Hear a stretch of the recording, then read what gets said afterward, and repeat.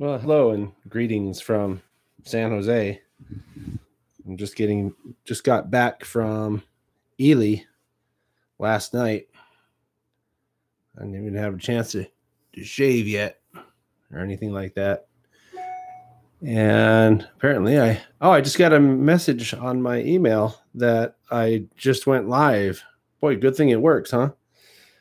So I came on here because I had posted some videos on our way out to Ely that weren't really good enough. And hello, Terrell. And now I want to ask you, and hi, Owen. I want to ask you, SGT Ghost, because you've been commenting and following the channel for a long time. Hey, Nice Hands Nick is here. Dave, how's it going? Veggie, hello. And Larry, how's it going? I'm going to talk for a few minutes here, and then I'm going to go on to do some live stuff on the comments. But thanks for showing up. Hey, Nate. Thanks for showing up. Yeah, SGT. The question I wanted to ask you is SGT Sergeant? So Sergeant Ghost? Or is it some initials that don't mean anything? Or is it the initials of your name? Or what exactly is that? I just wonder because I've always seen it and I always read it as Sergeant Ghost. Okay. And then anyway, so I'm going to watch this to see what the answer is because I want to know the answer to that question. I'm assuming it's Sergeant. Apparently Owen thinks so too. And hey, BNSF Bandit, how's it going? Okay, let's see. I know that, Owen. I understand that military-wise SGT is Sergeant. I'm asking Sergeant Ghost or SGT Ghost.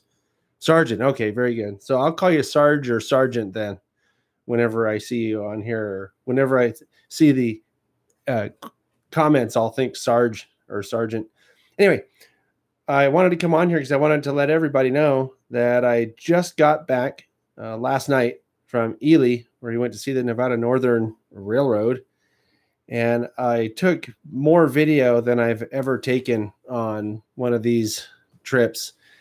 So what it's mostly going to do or be used for is the annual Steam special, which I've been doing every holiday season. Usually comes out on Christmas Day, something called the annual Steam special. And it's been on operations like the skunk train. Last year it was the Virginia and Truckee, right, when I got this shirt. And so this year it's going to be about the Nevada Northern, which the trip was really, really great. I mean, that I'll have a lot more to say about it, I think, on the podcast in a few weeks. We just had a podcast come out this past weekend, so it's going to be another 4 weeks or so before the next one. But it was a really good trip. I went with Mike Ninneman and Gary Perazzo. Gary's a newer friend of mine. I mean, I've known about Gary for a while because he has a YouTube channel that's also by the same name, Gary Perazzo, Perazzo. He takes a lot of really nice videos and a lot of really good topics for videos. And he has a nice 4K camera. He has the kind of camera that I'm shooting for eventually to get the 4K Canon. I don't know how long he's had that one, but he's had it for a while. Hey, Unknown, how's it going? And if I didn't say hi to you, it's because I'm trying to concentrate on what I'm trying to say. Like I said before, I'll do a totally dedicated section here or segment here with your comments and questions after I'm done telling you what I wanted to tell you here. So back to the trip to Ely. I took more video than I've ever taken for a trip like this. Most of it's going to be used for the annual Steam special, including some really cool informational stuff. I got to talk to a lot of people who work there. Luckily, they knew who I was, so they were interested in talking to me and telling me about the operations and the history and all that. One of the people who knew who I was, because I contacted him ahead of time, that was the president of the organization, Mark Bassett, who was really hospitable and welcoming, talked on camera for probably 30 minutes or more about the history and the operations and stuff like that. So it's going to be a really good, probably the best annual Steam special that I've done to date, just based on what I collected while I was there media wise. So I'm really looking forward to that. I'm not looking forward to all the work it's going to be because, like I said, I got more footage on this trip than ever. So some highlights from the trip. I got to meet Dirt the cat. They have a shop cat there named Dirt, and he is a very nice cat. I posted a picture of me with Dirt on the Facebook page. So, and I wanted to mention that I did 2 live updates on the way out there. Both of them were from Denny's restaurants, which was kind of funny because Mike, excuse me, Mike Ninneman, who has been on a few Chasing Trains episodes, we were filming for Chasing Trains as well as the annual Steam special. So there's going to be 1 or more likely 2 episodes of Chasing Trains that come from the footage that we took on the trip. That was, sort of behind the scenes stuff of us doing things. But I took down the 2 live updates because the quality was terrible on them. I'm still trying to figure out the going live with your phone stuff. And I'm not sure. I thought that when you go live with your phone, that the phone, after you're done going live, then updates the website YouTube with the HD that was captured in the phone.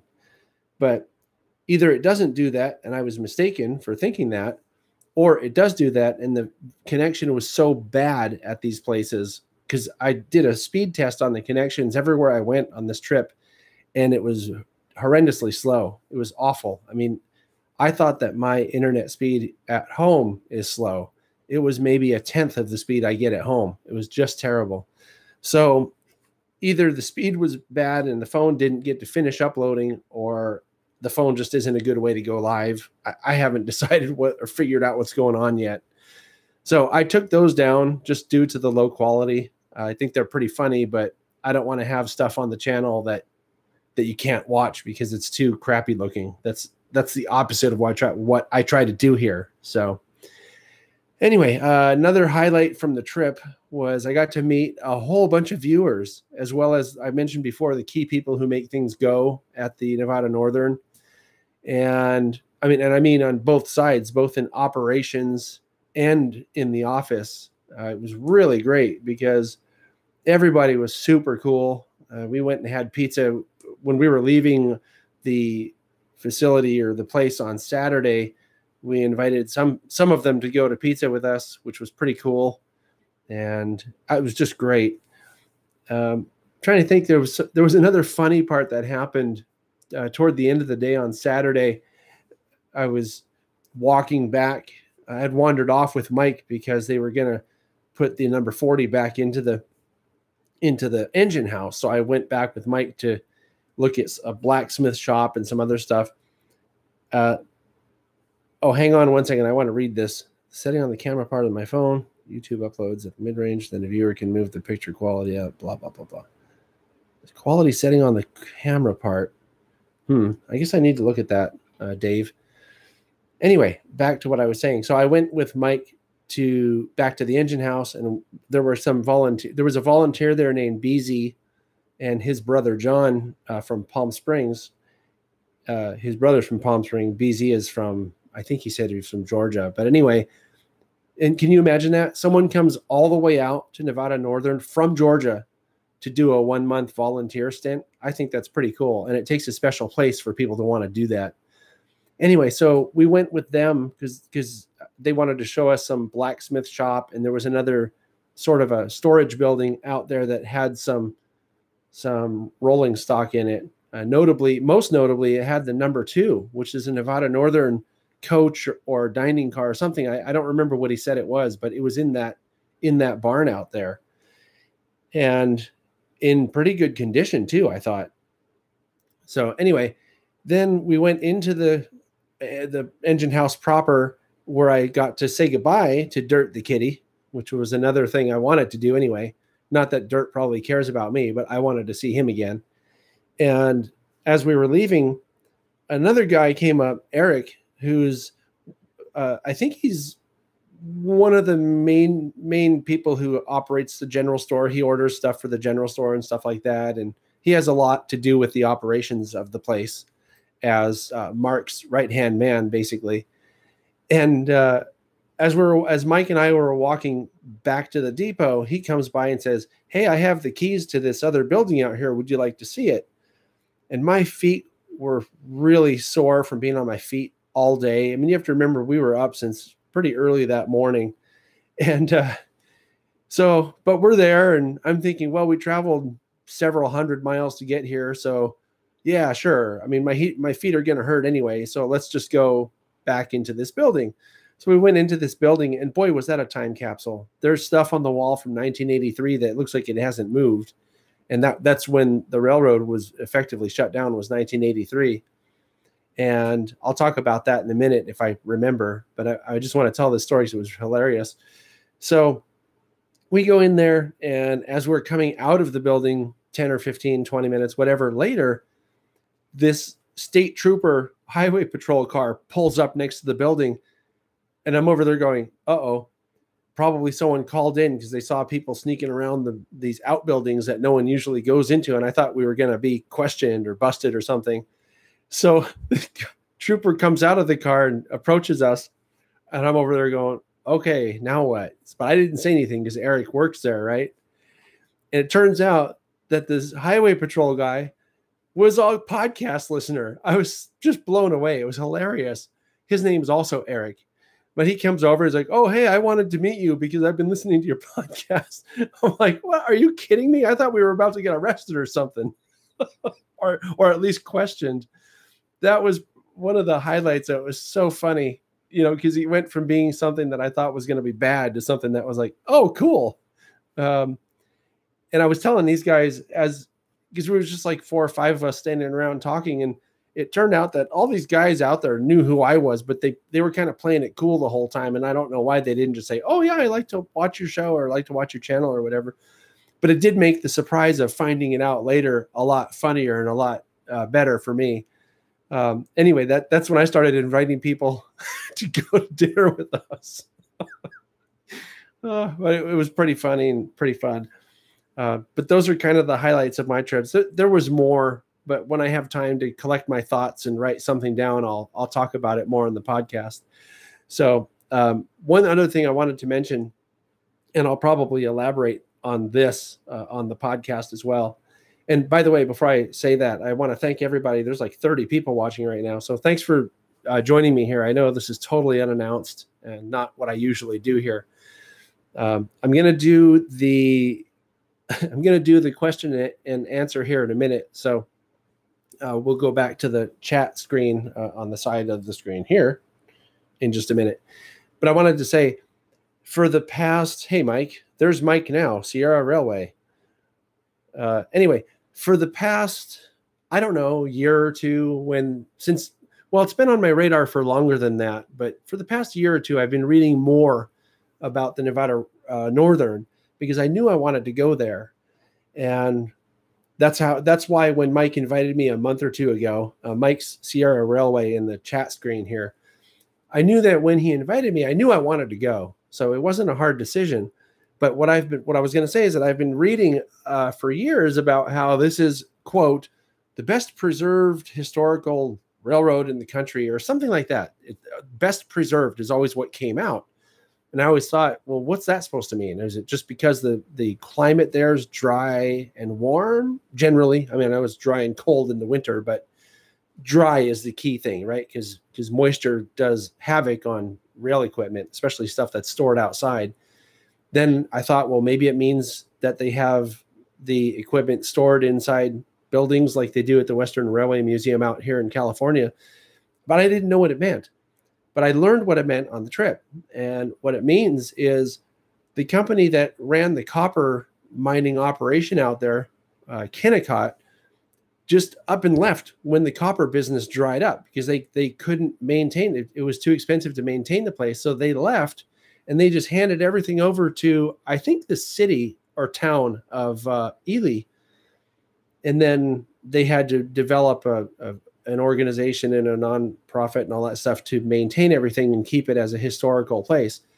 So when Kennecott left, they left everything. So all the buildings are full of original documents. All the equipment is original equipment. It's not one of these places that's been shut down and then they had to bring in some steam engine from someplace else so that they could have steam operation. Everything there is original stuff. So what they mean by best preserved is they have the entire history from the opening to the closing of this place, which is just remarkable because I've seen other heritage operations and it's kind of a hodgepodge and mix and match of stuff, and they get what they can to make it an interesting trip for people and so forth. This is a complete preserved railroad, and it's just remarkable. And for anyone who's into this kind of stuff, it's kind of in the middle of nowhere out in Ely. It's like 250 miles from Salt Lake City and 200 some odd miles from Las Vegas and 200 some odd miles from Reno. They say they're in the middle of everywhere, which is a nice way of turning it around, right? Because it's really in the middle of nowhere. But what I'm going to tell you is that it's worth the drive wherever you're coming from. If you're from some other part of the country, fly into Las Vegas and drive there. Fly into Salt Lake City and drive there. Fly into Reno and drive there. But the point is go, because it's a really neat operation and something that you're not going to see anywhere else, especially as well preserved as it is. So that's what I wanted to say about the trip. And I want to thank everybody. I don't know, probably they don't watch because they're working right now, but I want to thank everybody from the railroad that made the trip really special, because it was probably the best trip I've been on in quite some time, at least in the past year or so, because the last trip I made similar to that was out to the Virginia and Truckee, and they were also very welcoming and very hospitable. But there was definitely a special vibe to it, and I definitely recommend to anybody who has any interest in this stuff to go out to the Nevada Northern. It's worth it. So I'm going to do some Q&A stuff here. I've been on for 20 minutes almost. So we'll do some Q&A until there aren't any more questions. Thanks for joining me here on this impromptu live webcast. I'm trying to determine if I want to do live webcasts on a day other than Sunday. And every time I come on unannounced, I end up with at least as many people as we get on Sunday, which is planned. So, and you'll remember from the podcast last weekend, that was a question that I had for the viewers was, would you prefer to see a podcast on a different day or something like that? So, or a webcast rather. So thanks. So let me see here on some of these questions.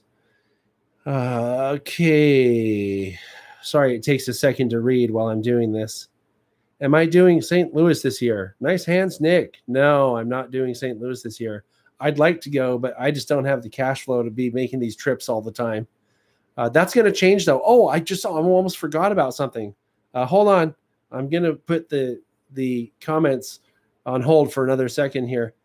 This last weekend, we went over 20,000 subscribers, which is amazing. Thank you to everybody who watches for helping this happen. The next stop is 30,000 and then 40,000 and 50,000. And we're just going to go till we're done, whatever that is. And also this month, I'm going to be working very carefully to craft the Patreon page that's going to probably be announced on the September podcast on September 1st. At least I think it's September 1st. Here, let me check my trusty calendar. Yes, some of us still print calendars. I find it easier to look at than having something on a screen. September 1st podcast. There it is. So 20,000. Awesome. Thank you all very much.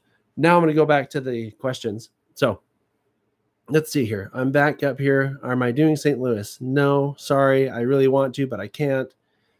No way. That's a fantastic story. Oh, Dave, right? About the Nevada Northern. I think it's awesome. Question. Does Bachman make good N-scale products? Because I am building my first layout. Some of Bachman's N-scale stuff is pretty good. If you do go with Bachman, I would suggest to go with Bachman Spectrum, because that's their higher end stuff. I prefer companies like Atlas and Athearn, but that's just me. I'm sure you can find something that's good in Bachman's line too. Okay, what's the best item on the In-N-Out? I know about this burger menu. A burger, of course. They only have like 3 things. They have a hamburger, cheeseburger, what they call a double, and then fries, and then just drinks and shakes. Now, they also have a so-called secret menu that you can order your burger almost any way you could possibly want it. So if you learn what the secret stuff is on the menu, you can go that way too. But I think the burger is the best item on the In-N-Out menu. What manufacturer do you like better, Tangent or Exactrail? I like them both. Exactrail I like better because they've been especially nice to me over the years. But their products, I think, are very similar to each other in terms of the detail and the level of quality. So I think you can't go wrong probably with either one, but I'm going to encourage you to go get an Exactrail. They're super cool, folks. Okay, so I'm not sure. Oh, I see. Someone's asking DC or DCC. I don't know if they're asking me or asking everybody else. Okay, right now I only have the Bachmann command control. Great. So, do all the steam locomotives still work? Dave, I'm assuming you're talking about on the Nevada Northern. And I can say that the number 40 is working. They have some other steamers in the shops right now, and I'm guessing that they probably are being worked on. I know that there was some talk about one that they're trying to finish, but I wasn't really there to see the ones that aren't running. I was there to see what is running and try to get whatever experience I had. I went with no expectations other than to try to have a good time, and it met and exceeded all of those expectations. So Veggie finds DCC confusing. I want to say I'll say something real quick about DC and DCC. And by the way, Veggie, I don't have a personal layout. I'm a member of the South Bay Historical Railroad Society, which is in Santa Clara, California. They have a large HO scale layout and they have a large N scale layout. So if I ever want to run models, trains, I go there to do it. And I was going to say about DC versus DCC. I prefer DCC because I like the sounds and the operations and the ability to control your lights and all that stuff more. I mean, I understand that people like DC because it's easy. You just plug it in and just go, and there's no need for decoders or any of that stuff. But I don't know. It's a lot easier to consist your locomotives together to run properly using DCC. And I think that if you just do a little bit of learning to understand how to program and how DCC works, JMRI can help you a lot if you're trying to program your decoders. I did a program about JMRI as a model railroading 101 video that came out late last month. That would be a great intro if you're thinking about learning about DCC, because JMRI is a tool, a very powerful tool that can make DCC a lot easier. So let's go to the questions here. I look tired. Thanks, Nick. You're a swell looking guy too. I am tired. That's probably why I look that way. Plus, I didn't get to shave since yesterday morning. So that might be contributing to that. I also have morning hair because I didn't take my shower yet today. Okay, so let's see. By the way, I look tired. There's better pickup lines, Nick. I can see you going up to some woman in a bar. Hey, you look tired. You want to go out? Which is better, Fox Valley or Cotto, N-scale wise? It depends what you're looking for, Owen. I think if Cotto and Fox Valley both make the model that you're looking for, I'd get one of each. The Fox Valley one is more likely to be better detailed, but the Cotto one is more likely to run really well for a long, long, long time. Why is G-scale so weird? G-scale is kind of an anomaly in modeling, isn't it?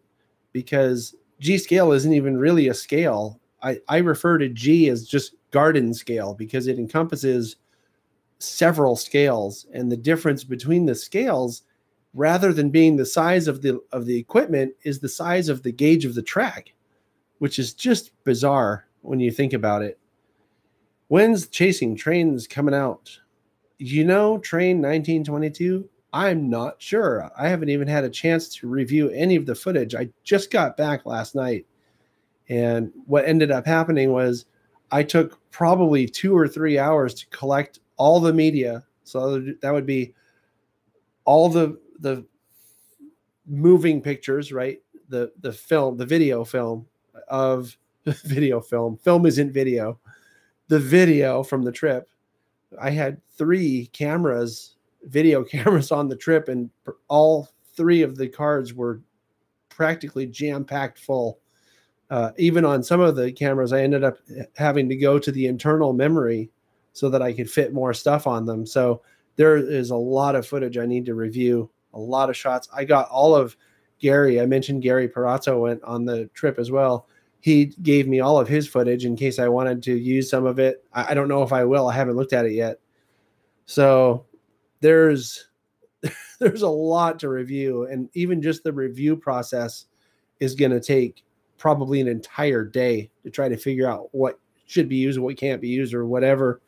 And that doesn't even count all of the photos that we took.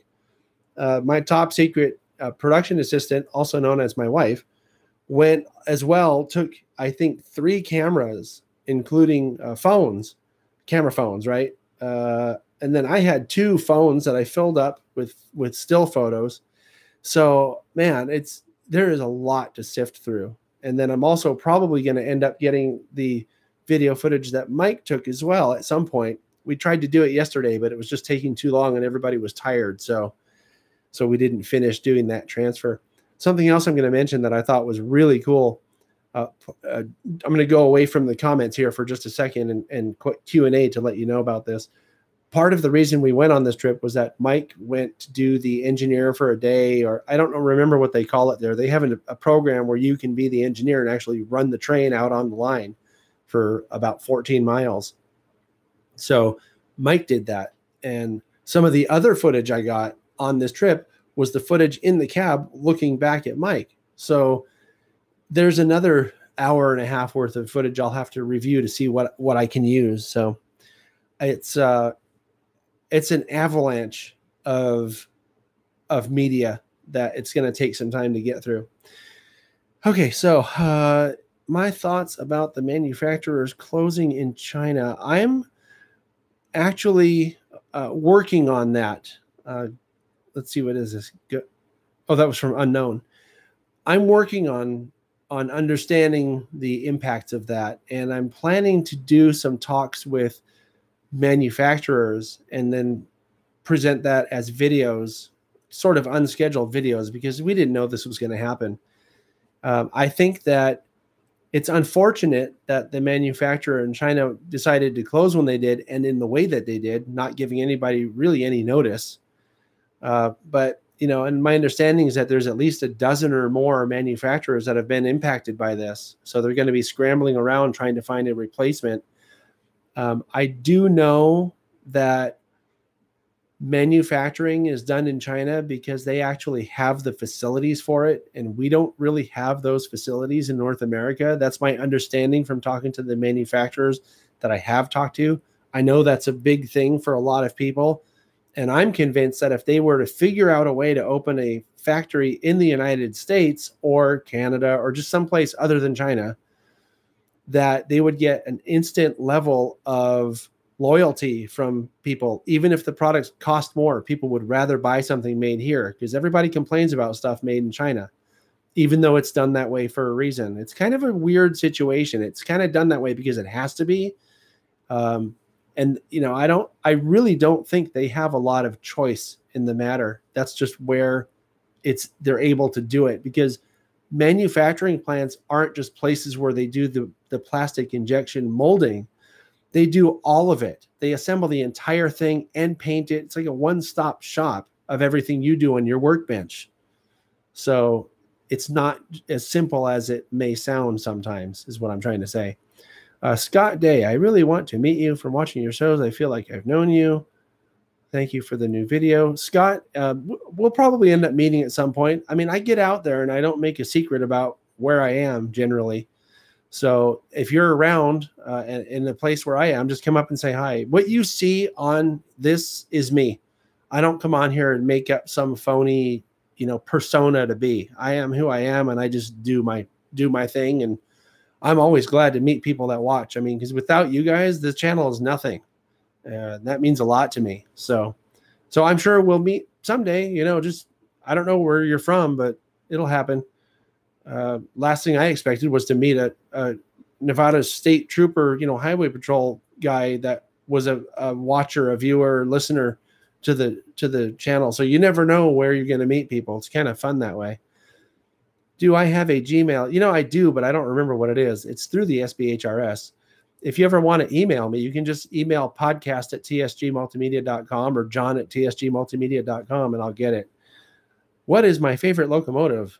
Goaters, bro. I don't have a favorite locomotive. I just like most stuff. And, if I went someplace and they had a locomotive that I'd never seen before or never heard of, I don't care. I just like stuff that runs and even stuff that doesn't run, historical stuff, whatever. I mean, here's a great example of that. I went out to the Placerville and Sacramento Valley Railroad early this year. I think it was in March. And they had some little Whitcomb switcher. I'd never heard of Whitcomb, and I'd never seen a switcher like that before. But it was a cool locomotive, and it does what they need it to do. So I became a fan, right? I don't really have a favorite that way. I will say that I do tend to like the big wide cab contemporary, the modern locomotives like the Gevos and all this Tier 4 stuff that's out, just because those are the ones I see the most of when I'm out doing the prototype rail fanning. I would be interested in getting some of those kinds of locomotives so that I could run a stack train at the SBHRS. I think that would be really fun. I just don't have the money for it. Speaking of having money for stuff, I don't know if you know this. I learned this last time we did a live webcast from the SBHRS a couple weeks ago. There's a button down in the chat screen that's it looks like a little square dollar sign. If you push that button, you can donate to the channel, and it also makes your message, whatever you type in, show up bigger so that more people can see it better. They call that super chat, which I think is kind of a cool thing. At some point, I saw Dave, that's Sparky in the chat screen here. He had he does live webcasts sometimes. It's Sparky 107. And he has this little, I don't even know what it is. It looks like a beacon, right? A red light that lights up and it makes a noise. I don't know if it's a hockey goal or something, but every time when someone pushes the super chat and makes a donation, he lights it up. So I'm thinking to look around here and see what I have that I can do something. If people ever do a super chat, I could ring a bell or turn on a light or something like that. It's kind of gimmicky, but I like it. I think it's kind of cool to, hey, make me turn my light on, man. Light up the super chat thing. Anyway, back to the questions here. Okay. Someone was asking about, here we go. Joe. Joe. Yeah. Hey, Joe. How people work on Unscale. I'm 40 and can't see things that small. I'm almost 50 and I can't see things that small either. And I'm going to show you how I work on it. Watch this.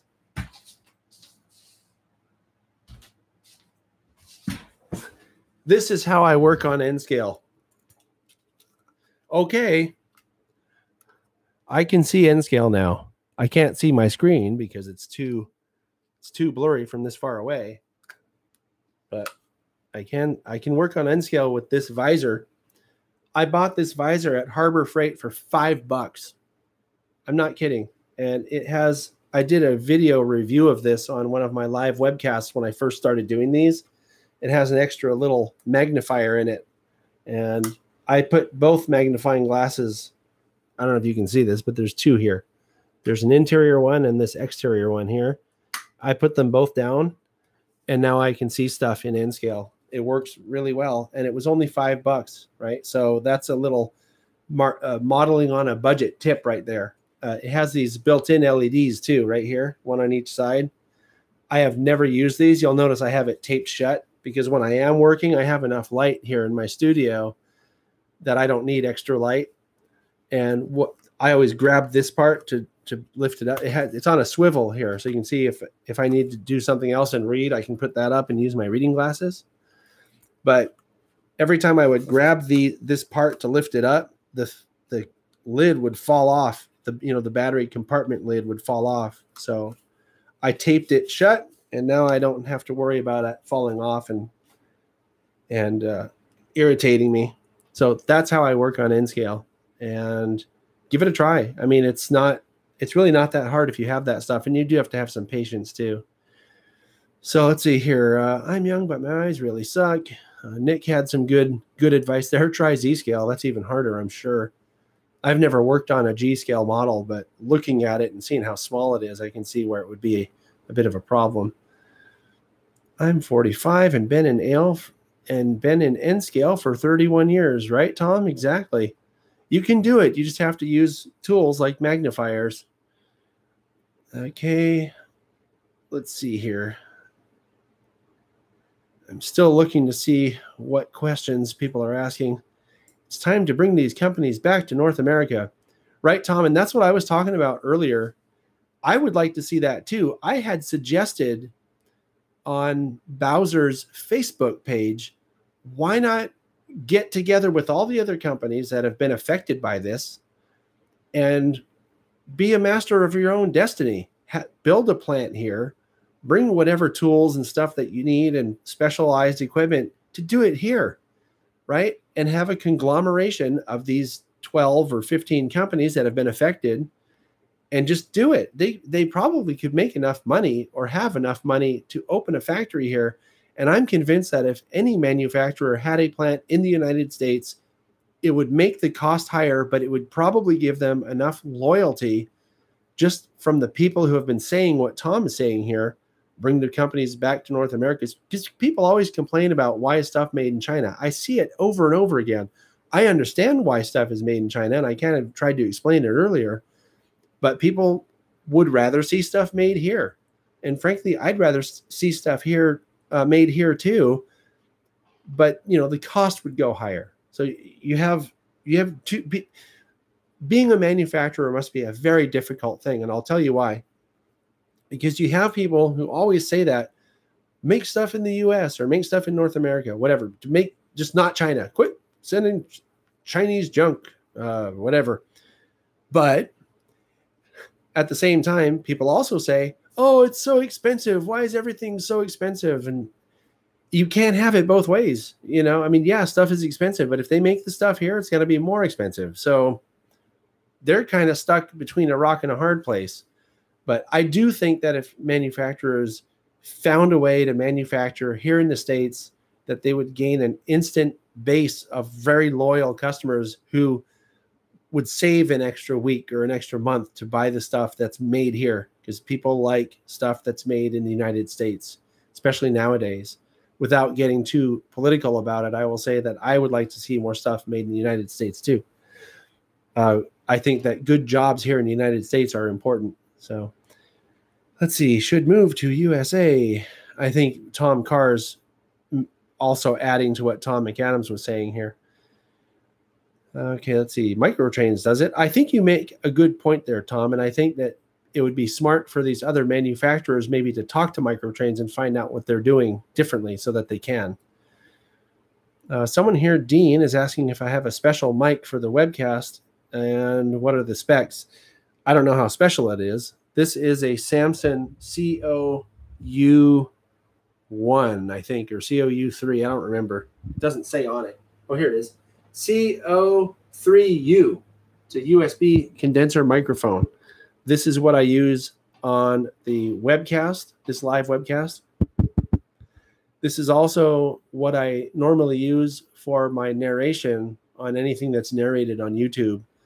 I've found that it's very nice.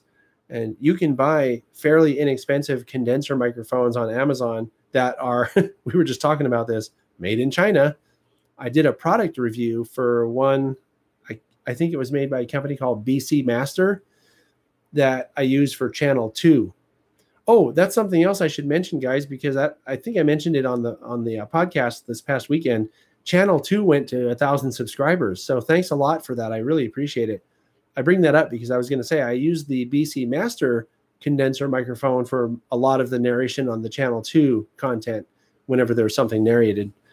For example, this past weekend, there was a program that came out on Channel 2 that was about one of my favorite county parks here in my area. That's called Uvis Canyon County Park. And I made one of my Bay Area day trip videos for Channel 2 on that park. That was narrated with the BC Master.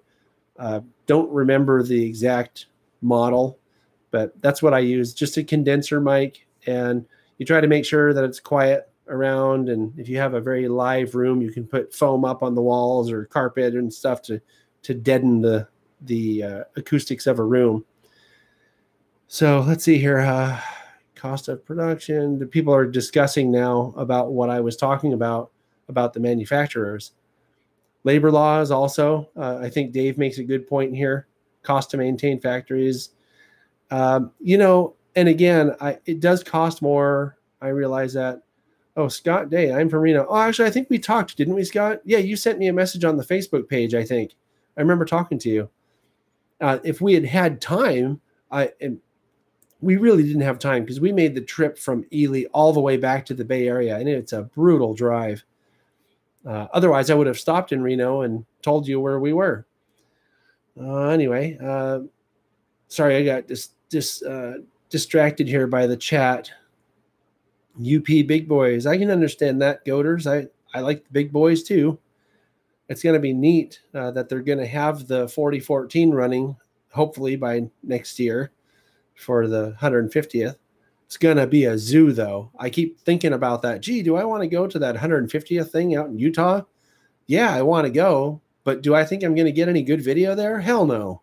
There's going to be way too many people out there. That is going to be a cluster, you know what. It's going to be crazy, the number of people out, especially if 4014 goes. And even if 844 goes, there are going to be so many people. Man, that's going to be crazy. Okay, so let's read some more here. Come to Train Museum in Arkansas. Veggie, that may happen someday. I don't have any plans to go to that part of the country anytime real soon.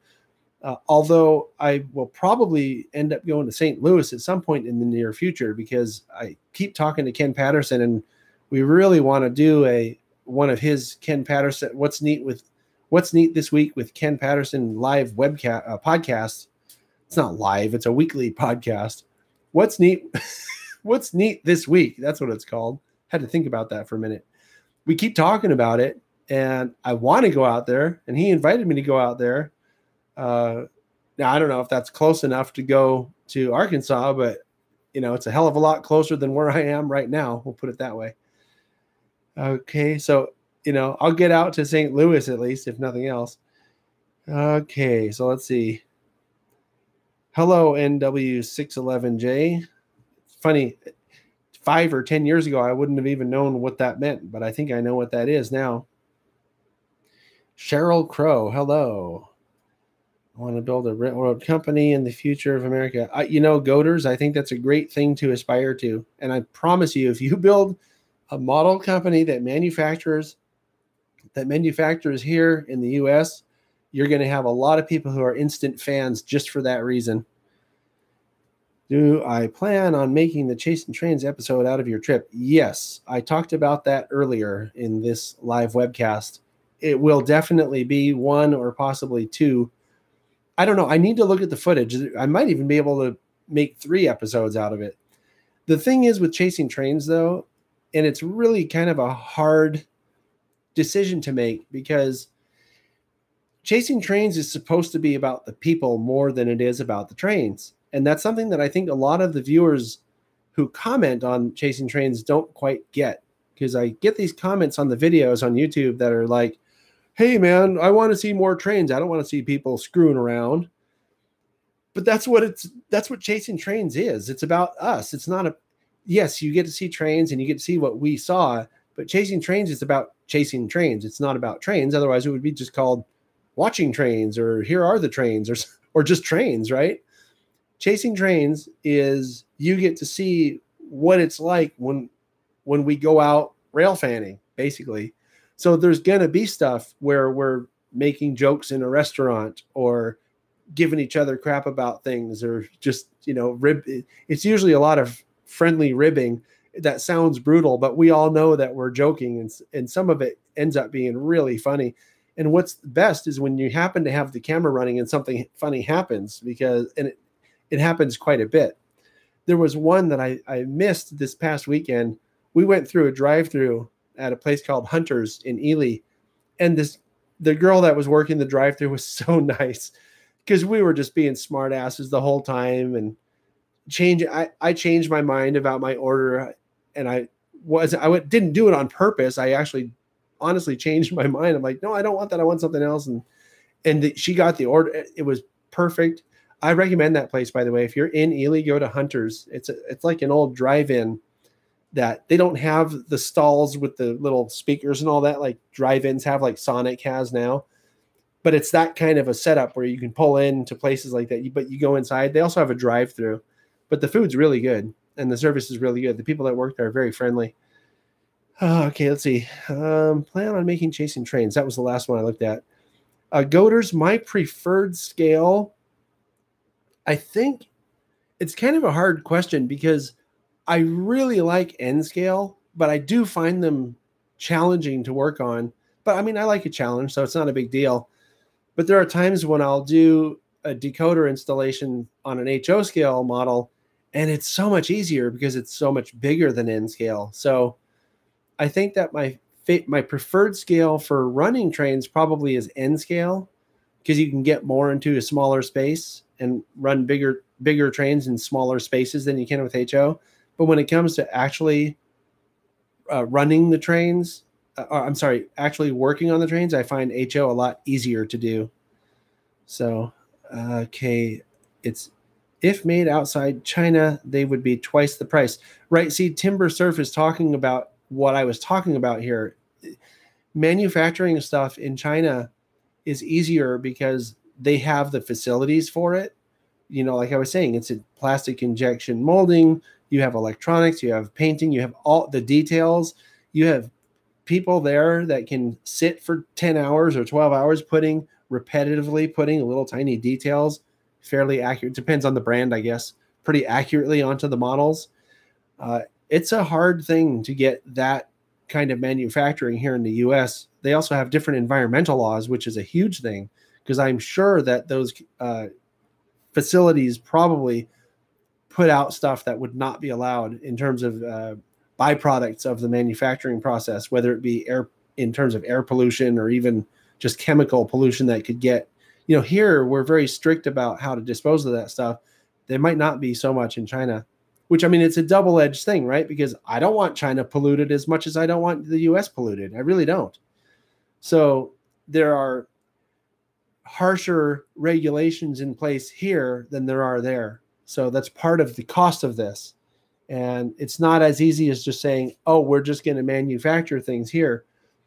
So it's just not that easy. Now, would it be possible? I'm going to stop looking at the comments for a second because I just have a thought here.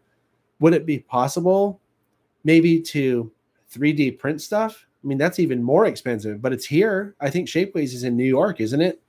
What if you could 3D print stuff and then buy the chassis separately? I don't know. I'm just putting out ideas here. What if our manufacturers just made the chassis here? Could they do that? Because now you're just talking about metal stuff. I don't know. I'd have to talk to more manufacturers and ask questions like that to know the answer. Anyway, I'm going to go back to our questions here. 4014 and 844 are coming to Sacramento, I think. I would be surprised if UP goes through the trouble to get those engines running out to Ogden, and then that if they don't do kind of a tour of the country, or at least of their line, I'd be a little surprised if they don't, but you never know. Okay, so NW611 is talking about the traffic jams. Traffic jams are part of chasing trains too. And again, happened this time. Traffic jams, no matter where you go, you always end up with a traffic jam. NW says, call me Jeff. I'll try to remember, Jeff, but please don't be disappointed if I forget. If your name was in your moniker here, I guess J is here, so I can use that, but I'm thinking the 611 is a J class, isn't it? Isn't that what the name means? But maybe I can use that J in the name here to remember your Jeff. Ross custom switches are made in the USA. Yeah, there is some stuff made in the USA. Nick, nice hands Nick, is asking, when is the next model review? I have an answer for that. I don't know the specific day, but I do know that I'm going to be getting a wood chip gondola in HO scale from Exactrail. It's going to come probably later this week. And I think what I'm going to do, I need to talk to them first and find out, because they're sending this to me. And I don't know if they wanted me to do a critical review with the spike ratings, or if this is intended for kind of a product spotlight. I've been kind of doing more product spotlights because being critical of models, I mean, look, we all know that models are almost never perfect. And I will, if I do a product spotlight on something and I realize that it really is perfect, I'll probably say something about that, because I'll check coupler heights and all that just to see what I'm looking at when I do a product spotlight. But I wasn't expecting to do a lot more critical stuff, even though I have this amazing golden spike rating system, trademark, that took a long time or a lot of thought to develop. Anyway, let's see here. Traffic jams is all I can think of. Have a favorite dessert or appetizer?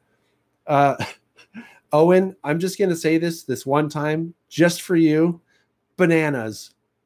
It's not true. I actually don't even like bananas that much, but I know you have a banana fetish, so I thought I'd mention that my favorite dessert and favorite appetizer is a banana. Okay, so call me Jeff, please. I got that one already. All right, I got lost on the comments here. Give me a second. N-Scale Friday. Yes, Veggie. N-Scale Friday. I want to mention, Dean, you're welcome for the answers, by the way. Call me Jeff, Ross Custom, next model review. Thanks for the answers. N-Scale Friday. I want to mention something about N-Scale Friday.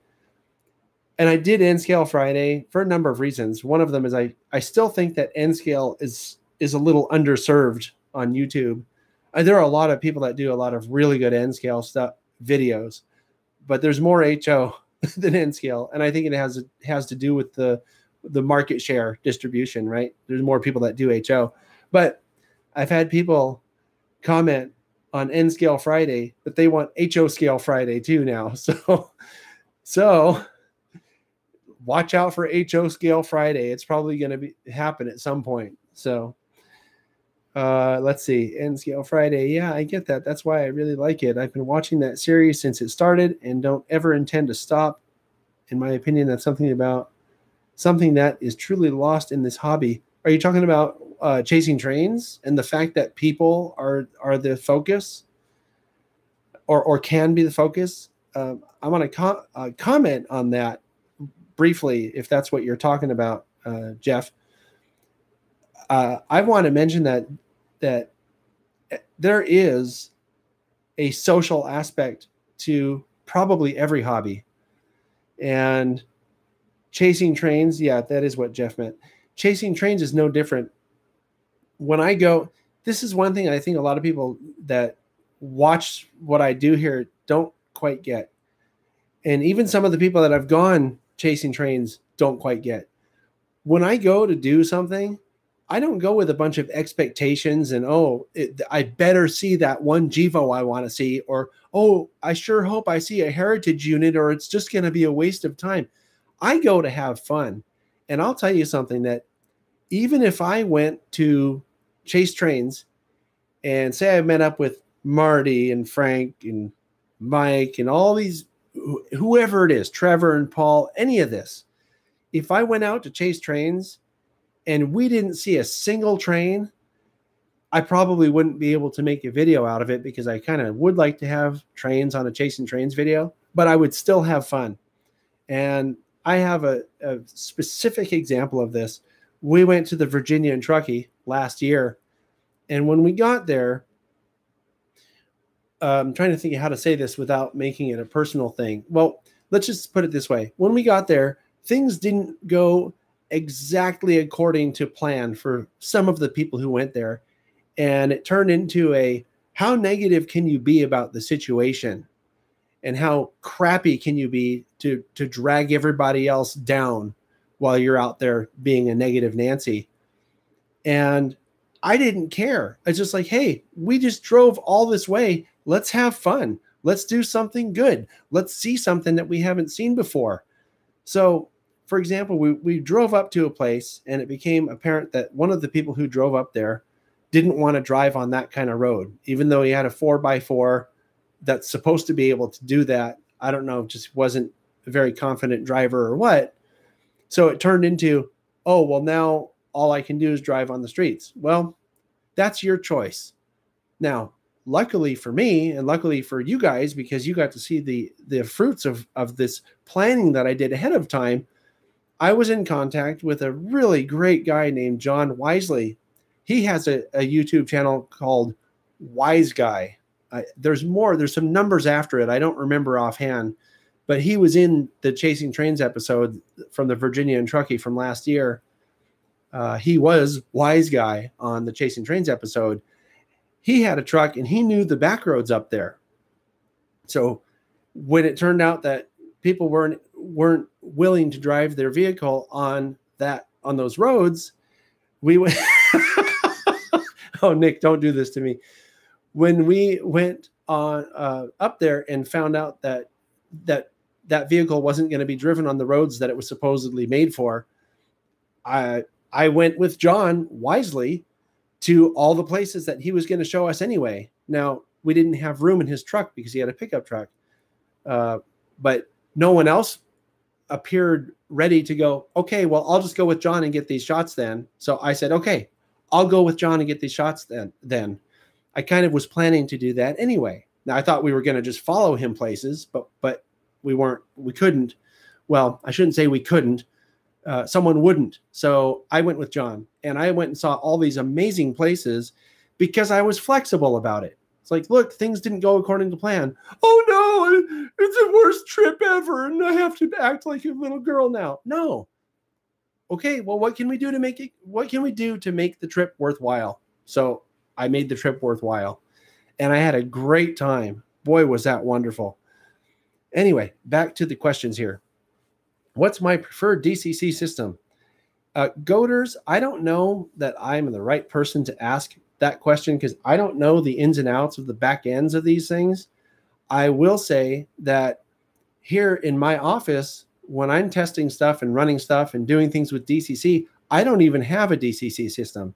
I have my computer running JMRI hooked up to a small circular track so I can do what I'm trying to do, or just to a straight test track. And that's what I use. Honestly, I would think that if I were ever going to create a legitimate layout for myself, I would probably try to figure out a way to just use JMRI and power the track. I don't know enough to know how to do this yet, but I'm going to find out someday whenever I have a layout, because I find that there are enough drawbacks to any DCC system and limitations to any DCC system that I would probably rather just use JMRI if I can get away with doing it that way. Also, it's less expensive. That's a big thing for me because I don't make a lot of money. Okay, let's see. What is my opinion on O-scale? I think O-scale is great. You can add a lot of details to O-scale. I personally prefer the 2-track O over the Lionel type toyish trains. I think Lionel has some pretty cool stuff, and they have some neat little accessories, but I find it a lot too toy-like for my preferences. I like the O-scale stuff, like the ACCRS O-scale layout from last month that came out on the second Saturday of last month. I like that kind of O-scale better than the tin plate or toy train type stuff. Now, I'm not saying that the toy train stuff isn't cool and that it doesn't have a huge following. I'm just saying that's what I prefer. I really just like all of it, though. Preferred DCC system, I kind of answered that. Do I like HON3? Yeah, I like HON3. I got to see Jim Vale's HON3 layout when I did the layout tour for a couple months ago. If you haven't seen that one, you should really check it out.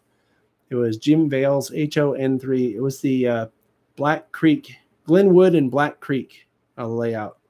What an amazing layout. It was so detailed, and the equipment was I think, all brass equipment.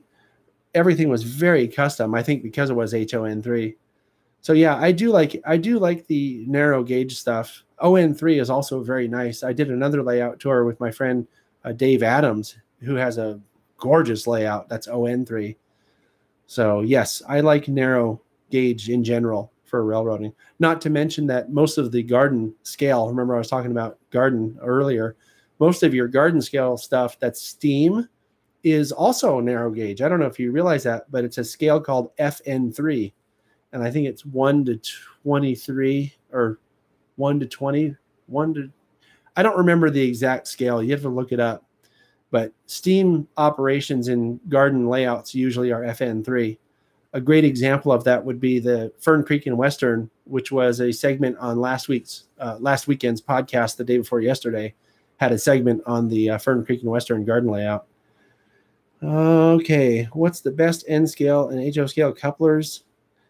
I think the standard in N scale is probably microtrains, and I think the standard in HO is probably Katie. There's another coupler called Sargent, which is a fairly popular for people that are hardcore prototype sticklers because it looks and operates just like a real coupler. Sargent does, but they're a pain in the butt to build. It takes a lot of practice to get good at it, and they're also pretty expensive. If I were to do an HO fleet or an HO scale layout or whatever, I would use Katie. I wouldn't even think twice about it because they're not terribly expensive and they work flawlessly, and they're made out of metal. The Sargents are made out of metal too, I think, but they're just, Katie's much easier to deal with. The best train I've ever caught on camera, I don't know, Veggie. I'd have to think about that. I'd have to think about the best train I've ever caught on camera. I would say probably the best. It's kind of a goofy answer, I think, but one of my favorite trains that I've caught on camera was my Amtrak long distance train. That it was the first ever locomotives that I put DCC into. And I thought that was pretty cool because I did that. I put the DCC in it and I ran the train at the SBHRS layout, and I was pretty proud of myself that it worked. So again, probably a cheesy answer. You're probably thinking of prototype trains. I can't think of one offhand. I did get the Katy, KATY heritage unit, UP heritage unit. It was the first ever one that I saw in person out in Coyote, close to where I live. And then I chased it down to Gilroy, or just south of Gilroy. That was a pretty cool one. It was taking what we call the auto rack train down the coastline. That happens, I think, at least once a day or multiple times a week. Let's see. Just made my day. Oh, Owen. Yeah, you're welcome. Now you can stop talking about bananas all the time, okay, Owen? I'll make a deal with you. You can stop talking about it now. I've seen several scales in my videos. What scale do I model? Mostly N scale. Now, I do have some HO stuff that I also model, but I don't operate my HO scale stuff very often. Sometimes, maybe once every couple of months.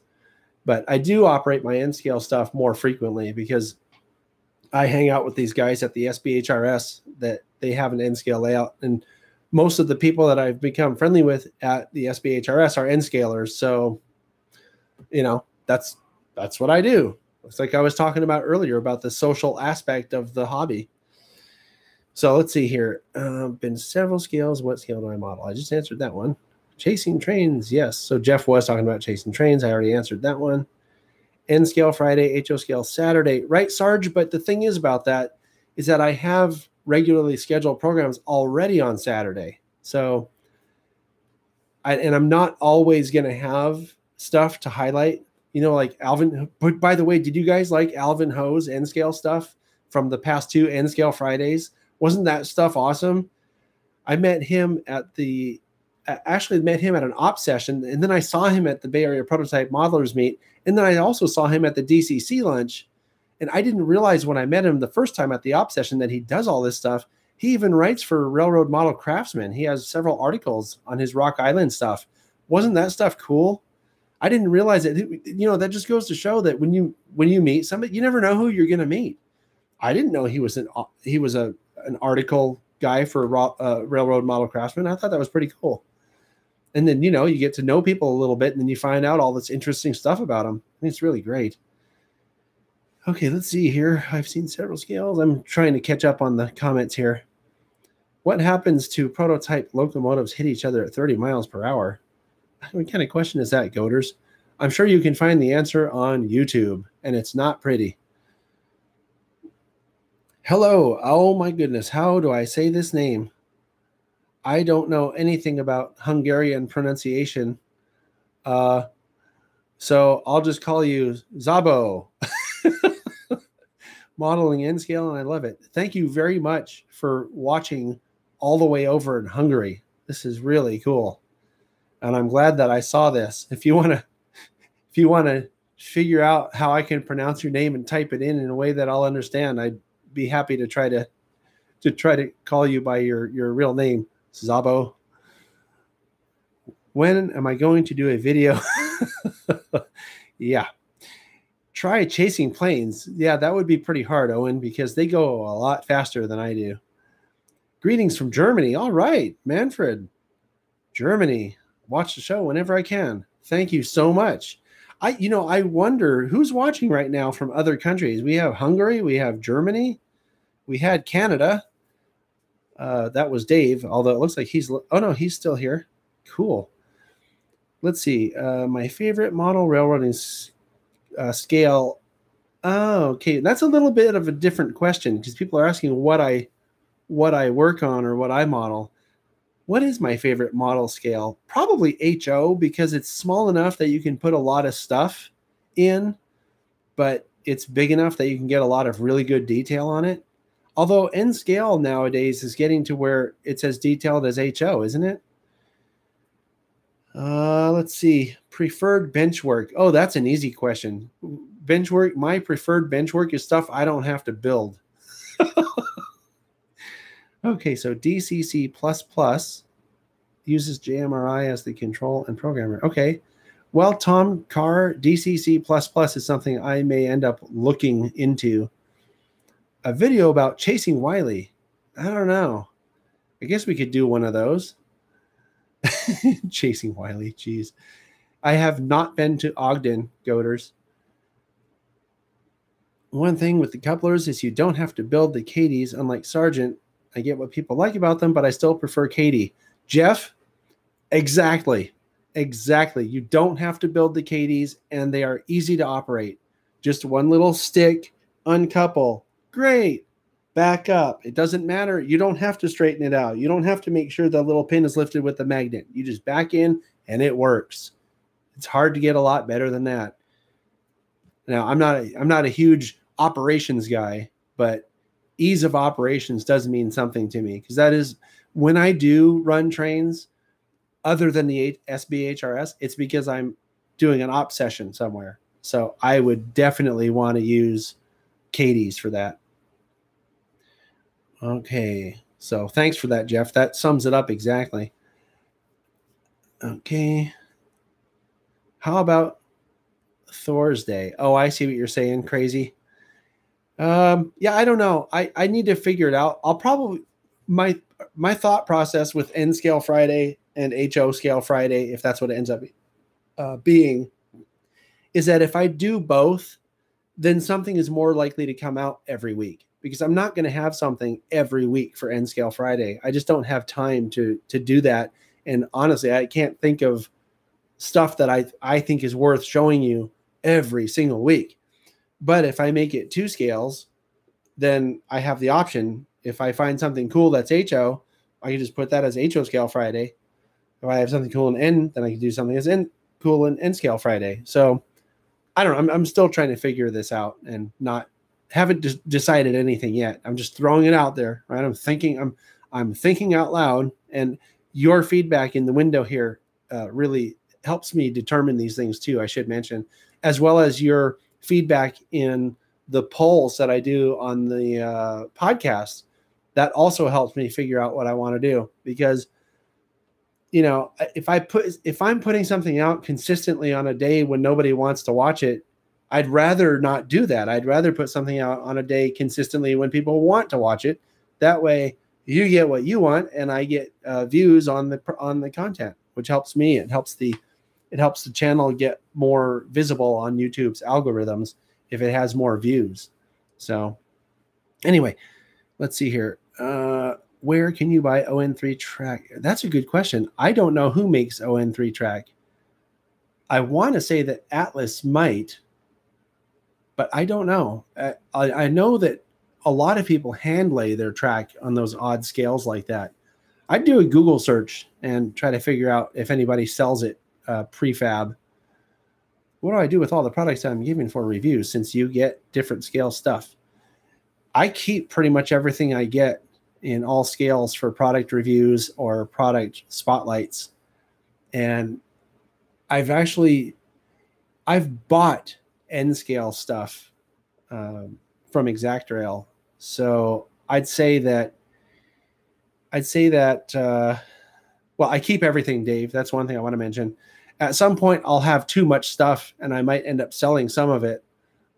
If I do that, I might also try to figure out a way to auction it and then make a donation to some worthy charity or something like that. It depends. If the Patreon page does well, or if people start using the super chat when I come on live like this, to where I get some kind of cash flow going on and I don't have to worry about paying bills from month to month, or a dwindling savings that needs help. I'd be willing to just give stuff away, like Dave, you were giving away that NCE power cab. I thought that was a really cool idea. I was disappointed that it wasn't given away in the live chat that you did that I watched, because I was hoping I'd win it. But what are you going to do? One thing, folks, that I want to admit, I'm really bad about asking people for money, because I don't know. I almost feel like because I'm having fun doing what I'm doing, that it's not fair to ask people to support it. Do you know what I mean? Because I really do have a lot of fun doing what I just had one of the best weekends in recent memory, going out to Ely, but it all costs money, and I am not independently wealthy. I think I mentioned this on a podcast. I don't have an inheritance or won the lottery or anything like that. So any support that I can get from anybody along the way monetarily is huge for me. So if you're so inclined and have a couple extra bucks, or think that the quality of the content that I make here is worth it, hit the super chat thing and make a donation. That's that little $ at the bottom of your, where is it? Right down here. There's a little $ at the bottom of your chat window that you can make a donation with. The other thing also is when I get Patreon up and running, which I'm hoping to make an announcement about that on the next podcast. I mentioned this earlier, but for anybody who came later, when I do get that up, please consider supporting on Patreon too. Okay, so back to the comments here. Go you make your own. I think Veggie's asking, do I make my own models? No, I don't make my own models. I am not skilled enough to do that yet. Now, if you're talking about kits, I have some kits here in a drawer that were given to me by Jack Burgess, and I will make those eventually. Here's something that I have found to be the case. Oh, somebody hit the super chat. Where is that? Is that Dave? Oh, Dave, thank you so much. I really appreciate that. Dave. It's Canadian 20. I don't know how much that is in US, but every penny counts. So thank you very much. I wish I could do the same on your super chat the last time. I'm not able to, though. Anyway, I need to read some of these comments and respond. I was just saying something that I lost. Oh, I was telling you about the models I made, or that I got from Jack. Let me tell you the story real quick, and then I'll get back to the comments. So I was filming with Jack Burgess about 3 months ago, or something like that. And he had a box of stuff that he was giving away. And he says, here, do you want any of these models? Because I'm going to give them. And I forgot, I think it was some NMRA group that he's involved with. It might've been the Pacific chapter, or I don't remember what they call the local NMRA, but he was going to give them away. So he let me go through and pick out a few things.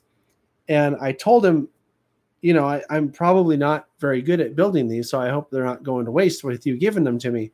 but he's a very supportive and encouraging person.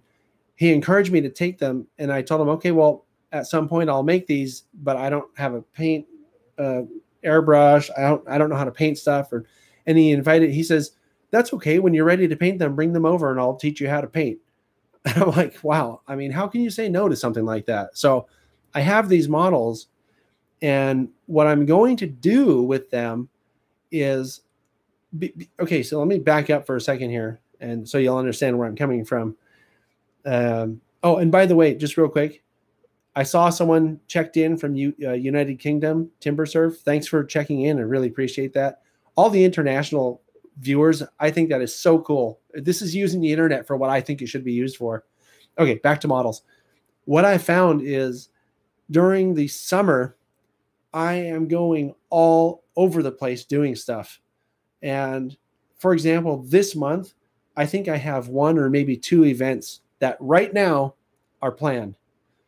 But I promise you, in September's podcast, in 4 weeks from now or so, I will have ended up doing probably a dozen things because stuff comes up.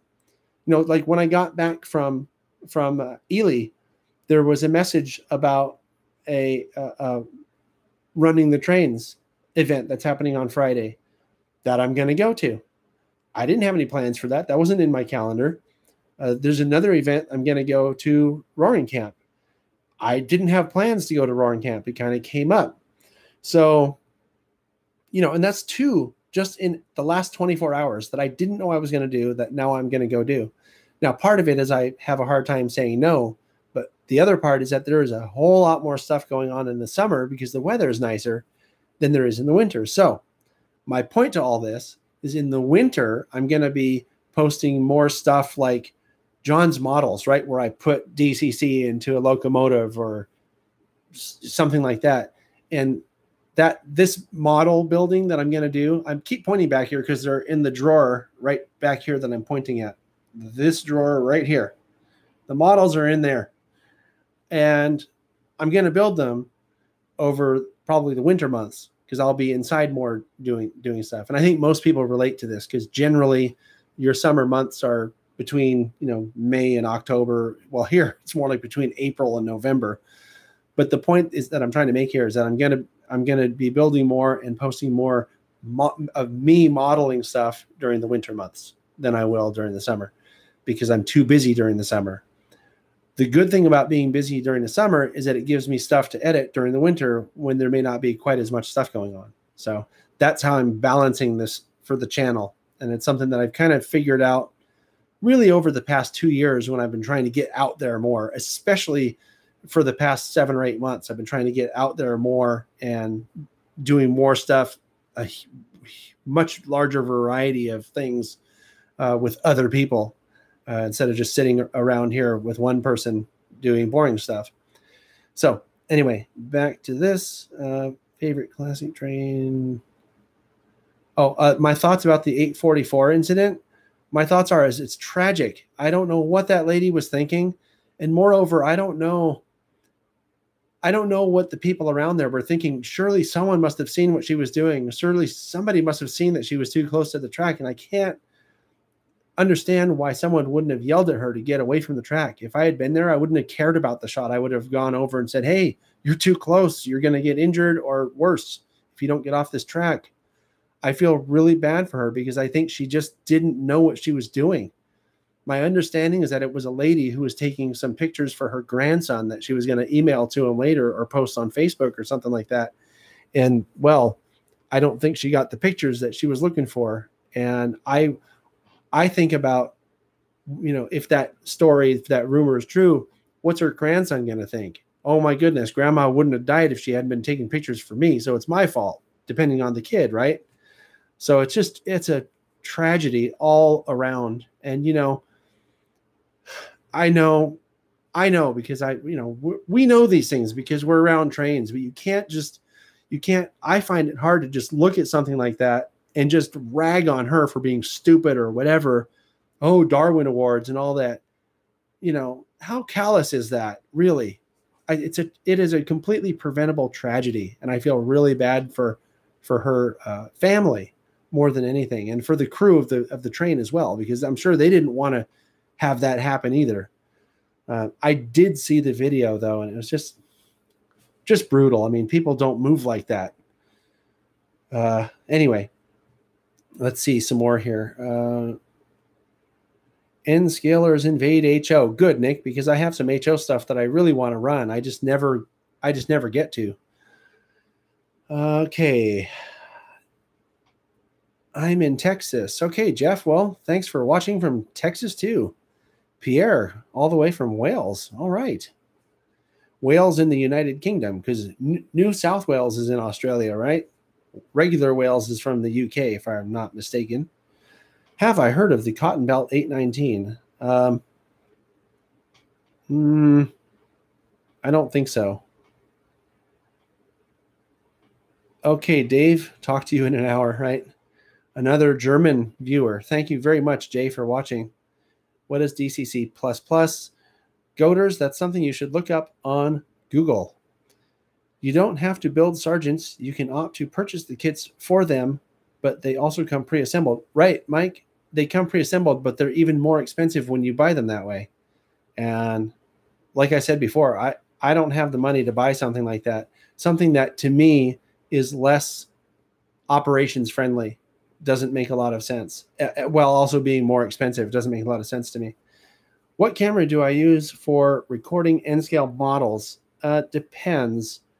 Normally, I would use a Canon XA10, but there is one John's Models episode that I filmed probably 5 months ago, maybe 6 months ago, that isn't out yet, that I filmed entirely using my iPhone.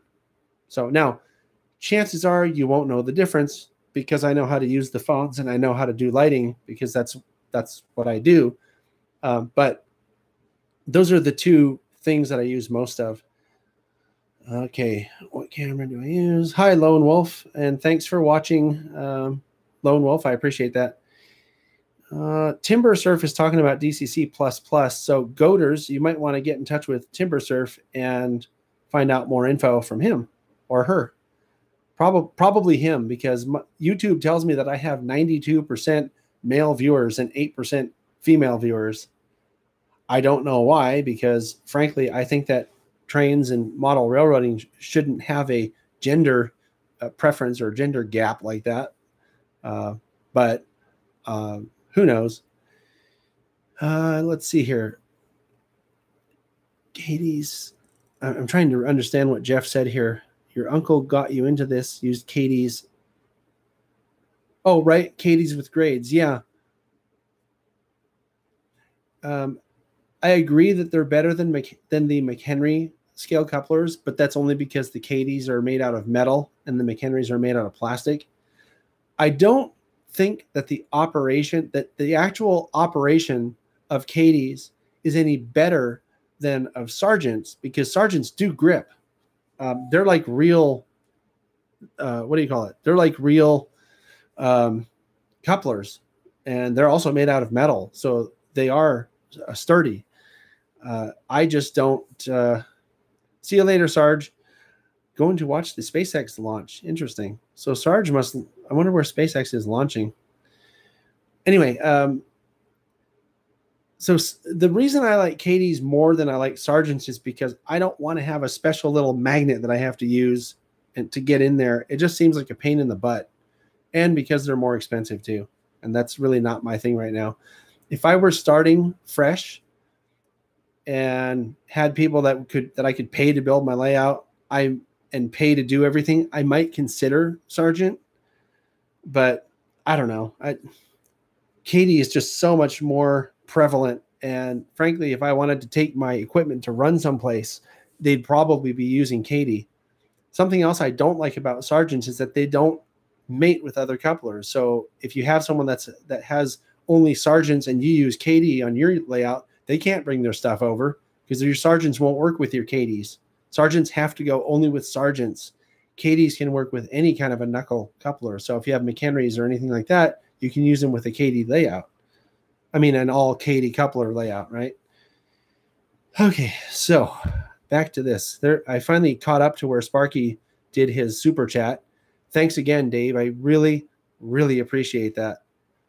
In case you're wondering what I'm talking about, if you look on the chat screen, if you scroll back up a little bit, because I'm a little behind on the chat screen here, you'll see a big orange chat. Okay, right down here. Scroll up and somewhere up here, and it says Sparky 107 CA $20. That's a Canadian $20 of Canadian dollar 20. Boy, I think it's lunchtime and I'm losing it because I need to eat. That's 20 Canadian dollars that Dave donated by pressing the little dollar sign there at the bottom. Thank you very much, Dave. Greatly appreciated. If anybody else has a few spare bucks, you feel free to do the same. I'm not going to get up and dance, and I don't have Dave's little fancy hockey goal thing that he lights up. I don't have, here's my fancy light up thing. If you make a donation, I'll do this. Oh, it's not working, you bastard. Oh, the batteries must be dead in it. I was going to light this up and, but oh well. Anyway,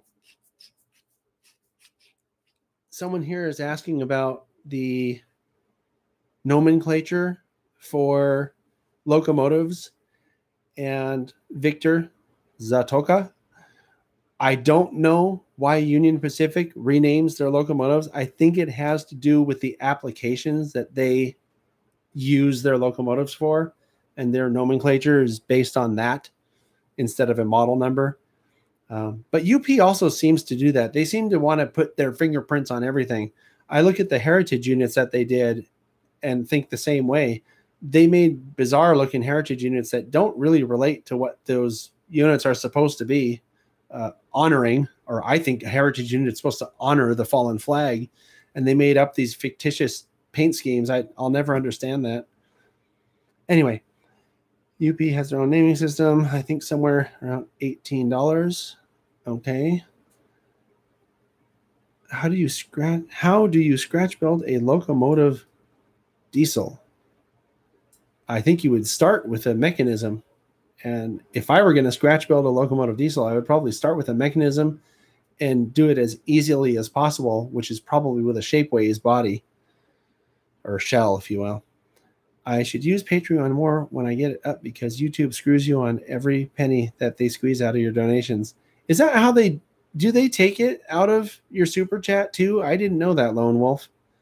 And you know, I am new to Patreon. I really don't know that much about it. And there's a lot to learn when you're doing these things because everybody has their own sort of protocols and they think that it's easy to understand. But when you're looking at something for the first time, I don't get it. Anyway, and I really hope that Patreon is as good as people make it out to be, because I need to figure out some way to make things to make some cash flow happen doing these videos, because it is a hell of a lot of work. I think a lot of people don't quite understand how much work goes into making these videos and into making a channel like mine go.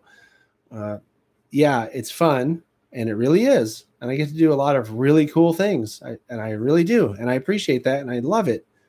But at some point, when the money runs out, I'll have to go do something else. And then you won't be getting all this cool content anymore, unless I figure out a way to make Patreon work and get the corporate sponsors running at a higher level here. Okay. If I ever want to start my own freelance railroad, I have a laser printer. Just get in touch and I can print out a sheet or two of decals. Oh, cool. I hope I remember that. Crazy. I really appreciate that offer, because I know that's not something that, I mean, I think you can buy decals from Microscale, right? But I don't really know how much they pay or charge for those. Anyway, let's see here. I can also print white decals. Cool. Okay. 844 is not a on-purpose killer. It's the person who watch her surroundings. Of course, Lone Wolf, we realize that. That's one of the things I will never understand. I'm going to go on a short rant here. And that is, people, you can't get killed by a train unless you are somewhere that you are not supposed to be. That's just the way it is. Now, in the United States, we have standard gauge mostly. That's 4 feet, 8.5 inches wide.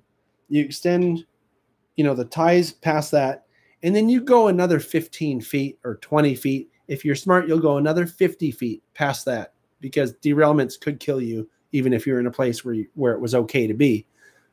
Okay, so derailments happen, accidents happen where a train derails at high speed and crashes into a building or someplace like that. That's a real accident. But if you're anywhere near the tracks where the train overhangs, or if you're in between the rails you're trespassing and you're doing something stupid. Okay, I get that. We understand that because we know this railroad stuff.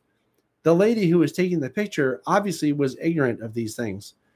Now, I'm using ignorant in its proper context, meaning she was unaware of the reality of how that works. She didn't know that the train hangs over past where she was standing, right on the tie. That's what I mean. It's a tragedy. Okay. It was something that was totally preventable. Okay. Let's not even talk about possible dragging equipment, like a partial load hanging off the train that got unsecured somehow. That can also happen. So if you're too close, you can get killed from that. That's why the railroads don't want you near their tracks, because they don't want to kill people. They're just trying to get stuff from point A to point B and make profit doing it. So it makes sense to me that they don't want people near the tracks. Now, there are some people who are smarter about it. Like if I go out and rail fan UP or something, I am not right up to the damn track. You don't do that.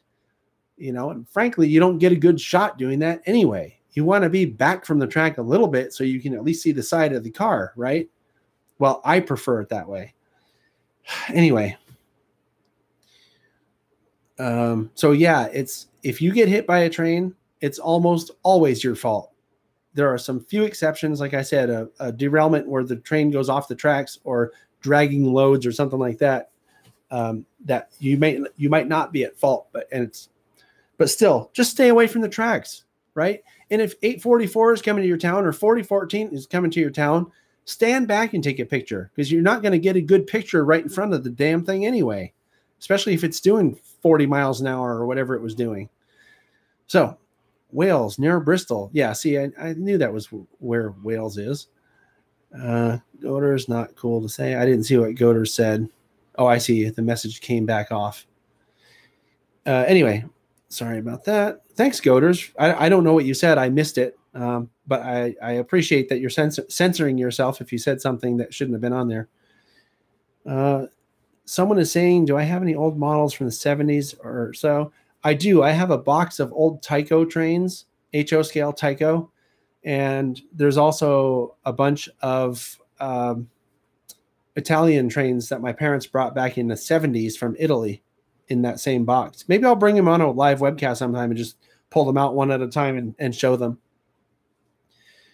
Okay. Hello, Jen, Delta 9. How are you doing? I'm glad you're here. Also in Wales.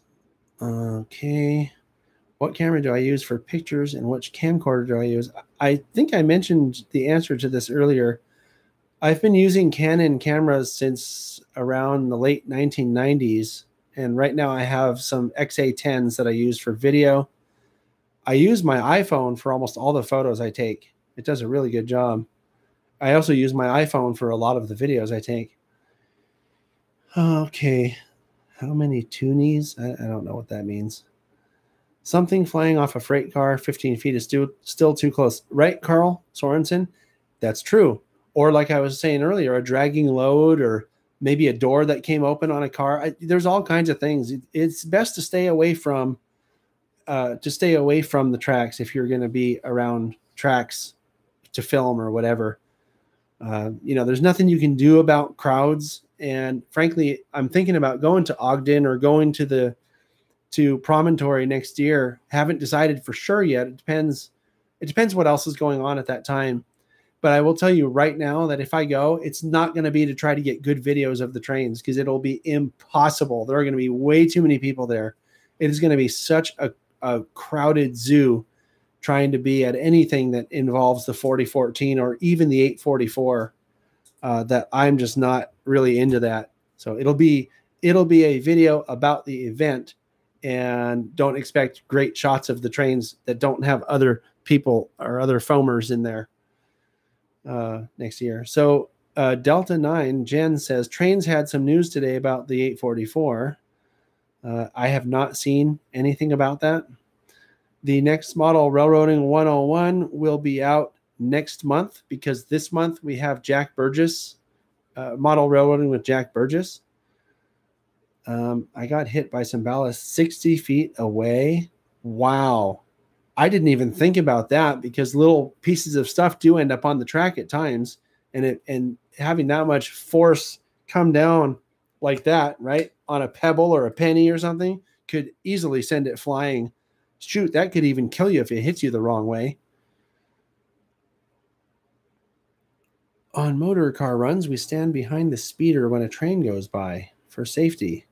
Oh, right, standing behind it. Well, and now again, it depends where you're standing, because if the train were to derail and hit the speeder and you're in the wrong place, you could get hit by a flying speeder. That would suck.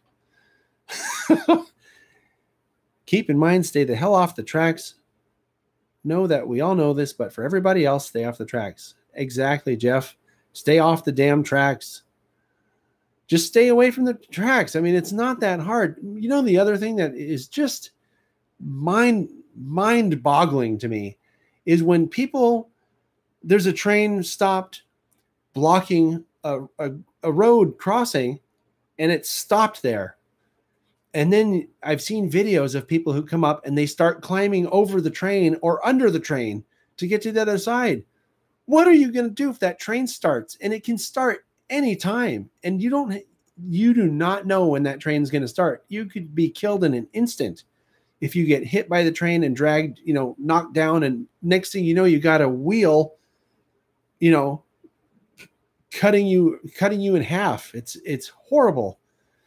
So people need to when stuff like that happens, it's really hard to have any sympathy for people, because they are doing something that is so lacking common sense. You don't do that. That's like standing in front of a moving, it's like standing in the middle of a highway and expecting that cars are going to just stop for you.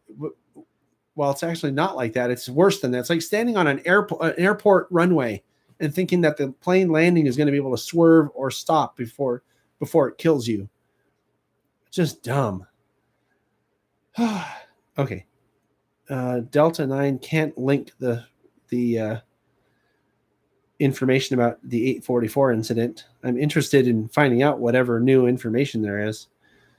Best rule of thumb, 35 feet. Yep. 35 feet is a lot safer than a lot of things I've seen people doing.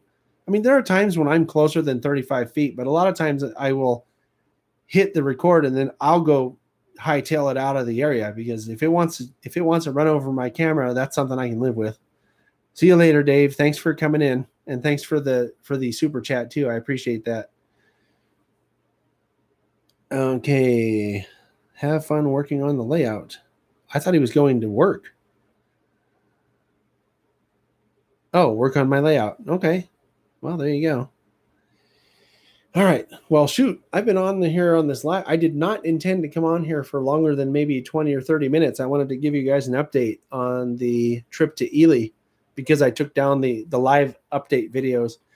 If you're just coming or tuned in an hour ago, I came on here an hour and 40 minutes almost ago to let you know why I took down the live updates I had posted over the weekend.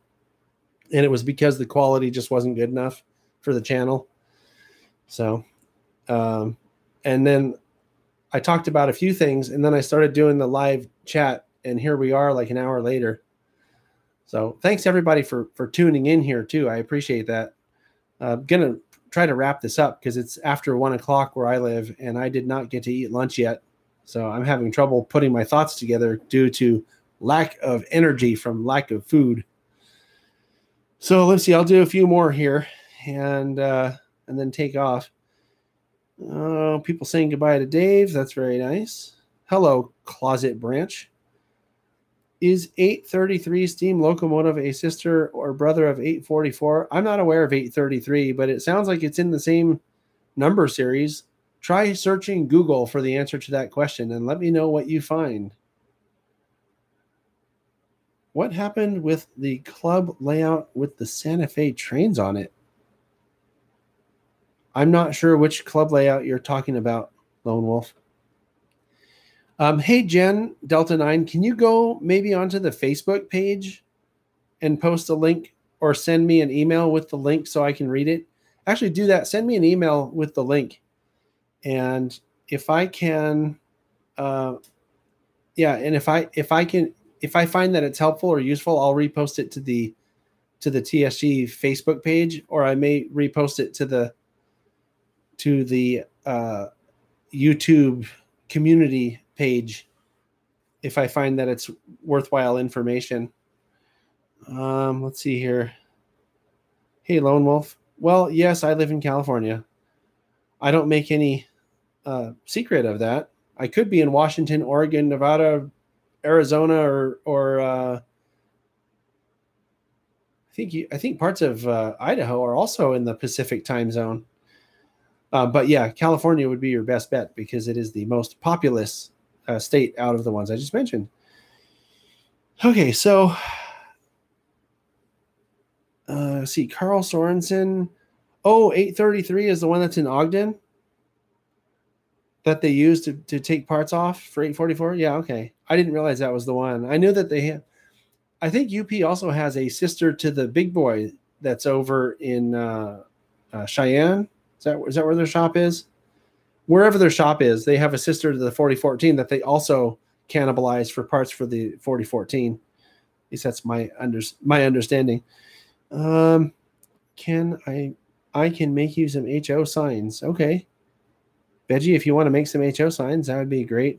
Jen, my emails just you can use podcast@tsgmultimedia.com or john@tsgmultimedia.com.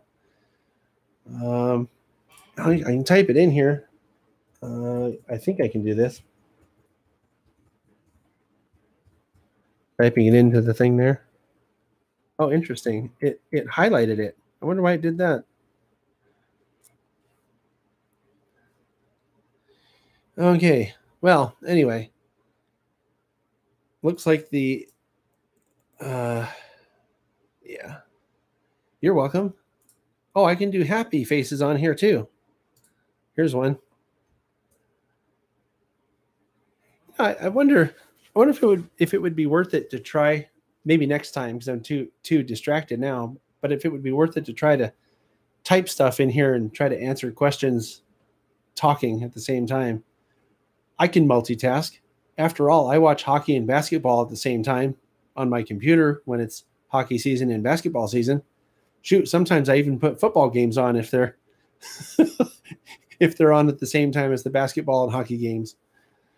Oh, okay. Shoot. Okay, well, it's been an hour and 43 minutes now, and I got to go eat something. So I'm going to go. I thank you again for, oh boy. I thank you again for watching and putting up with my stuff, whatever that is, and everything like that. I'm so bad at saying goodbye. I think I'll just go. I'll talk to you guys later. Thanks for watching. And go back. One last thing. Go back on the podcast from last weekend and let me know what days of the week are best for you to possibly attend one of these live streams, one that's actually planned, not an unplanned one like this. And I'll talk to you all later.